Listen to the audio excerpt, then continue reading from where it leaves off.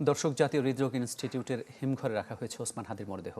এ বিষয়ে আমরা আরও খবর জানাতে চাই আপনাদের। সেখান থেকে যোগ দিচ্ছেন সহকর্মী জিনিয়া কবির সূচনা। সূচনা, আপনি আছেন হৃদরোগ ইনস্টিটিউটের সামনে। সন্ধ্যায় যখন আপনার সাথে কথা হয়েছিল তখন যে লাস্ট আপনি ইনফরমেশনটা দিয়েছিলেন সেটা তাকে হিমঘরে রাখা হয়েছে এবং সেখানে তার সহযোদ্ধারাও রয়েছেন যারা সামনে থেকে কাজ করেছেন তার সাথে। এখন আসলে পারিপার্শ্বিক অবস্থাটা আমাদেরকে বলবেন, আর আগামীকালকে জানাজার সময়টা একটু চেঞ্জ করা হয়েছে, 2:30 থেকে দুপুর 2টায় আনা হয়েছে। এটা এই যে একটা বিষয় একটু যদি আমাকে পরিষ্কার করে বলতেন যে এই হিমঘরে রাখার বিষয়টি কি আসলে, আর জানাজার যে জায়গাটি সেটি কি আসলে দূরত্বের জন্য এই জায়গাটাকে করা হয়েছে কিনা?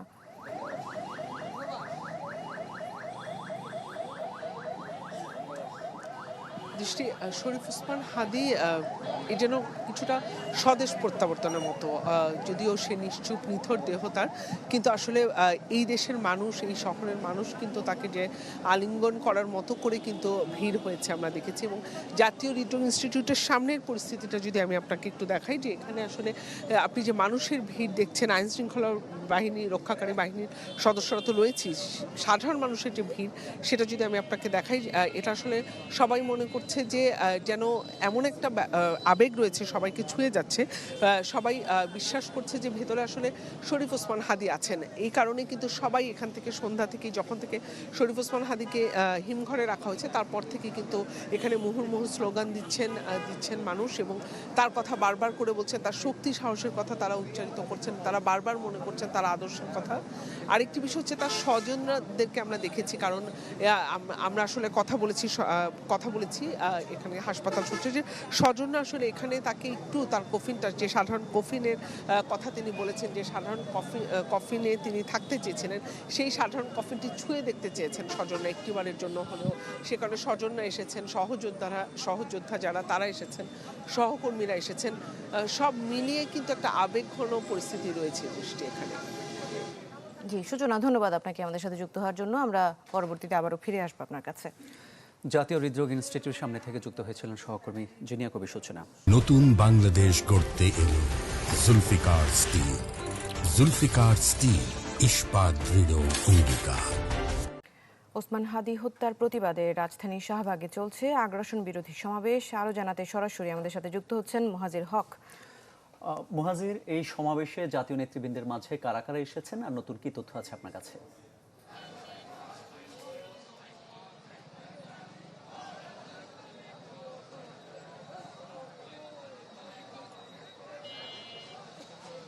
মামুন, আসলে দিন পেরিয়ে সন্ধ্যা এবং সন্ধ্যা পেরিয়ে রাত, শাহবাগ মোড়ে কিন্তু এখনো আসলে যারা হাদিকে ভালোবাসে এক ধরনের ছাত্র জনতার অবস্থান আমরা এখন দেখতে পাচ্ছি। আমি যদি আপনাকে দেখাই যে আমার আশেপাশেও কিন্তু আপনারা দেখতে পাচ্ছেন যে একেবারে শাহবাগের মোড়ে তাদের অবস্থান, এবং বিকেল থেকে, দুপুর থেকে, অর্থাৎ ঠিক 2টা বাজে আমরা যখন এই শাহবাগ মোড়ে আসি তখন কিন্তু আমরা দেখেছি এই শাহবাগ মোড়েই একেবারে যে জুলাই স্তম্ভ রয়েছে এর সামনে একটা অস্থায়ী মঞ্চ করা হয়, এবং সেই মঞ্চ থেকে একটা আগ্রাসন বিরোধী সমাবেশ করা হয়, এবং সেখান থেকে বিশেষ করে আমরা সেখানে ডাকসুর নেতাদের দেখতে পেয়েছি।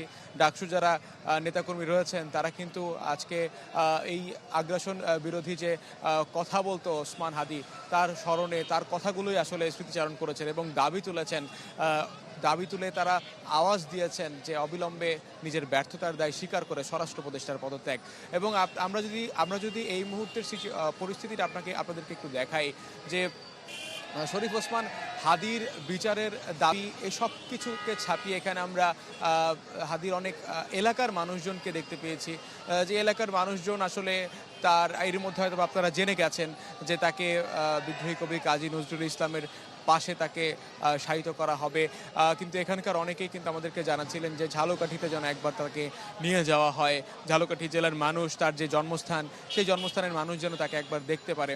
এবং আপনারা জানেন যে সন্ধ্যাবেলা কিন্তু এর মধ্যে ঘোষণা দেওয়া হয়েছে, ডাকসুর জিএস ফরহাদ তিনি কিন্তু বলেছেন যে আগামীকাল বা জোহর যে জানাজার নামাজ হবে মানিক মিয়া অ্যাভিনিউতে, এরপর মানিক মিয়া অ্যাভিনিউতে জানাজার পর কিন্তু আসলে সেখান থেকে শাহবাগ মিছিলের ডাক দেওয়া হয়েছে। মুহাজির, অনেক ধন্যবাদ আপনাকে। মুহাজির হক যোগ দিয়েছিলেন শাহবাগ থেকে।